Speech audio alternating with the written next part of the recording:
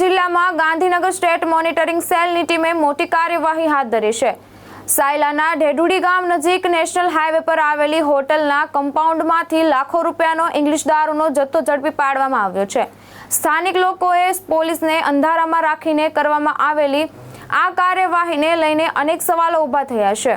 દરોડા દરમિયાન પોલીસે ઇંગ્લિશ દારૂ અને બિયરના કુલ 21,574 ટીન, જેની કિંમત અંદાજે ₹63.9 લાખ થાય છે, તે કબજે કર્યા હતા। આ ઉપરાંત ₹30 લાખની કિંમતનો ટ્રક, 2 મોબાઈલ ફોન સહિત કુલ ₹93.26 લાખનો મુદ્દામાલ જપ્ત કરવામાં આવ્યો છે।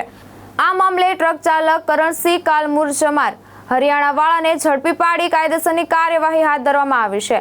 જ્યારે ઇંગ્લિશ દારૂ મંગાવનાર, મોકલનાર તેમજ ટ્રક માલિક સહિતના અન્ય સંડોવાયેલા શખ્સોની સંડોવણી પણ સામે આવી છે। સ્થાનિક પોલીસને અંધારામાં રાખીને સ્ટેટ મોનિટરિંગ સેલની ટીમે દરોડાની કાર્યવાહી કરતા સ્થાનિક પોલીસની કામગીરી સામે પણ અનેક સવાલો ઊભા થયા છે। મહેશ ઉતેરિયા, દ્રષ્ટિકોણ ન્યૂઝ, સુરેન્દ્રનગર।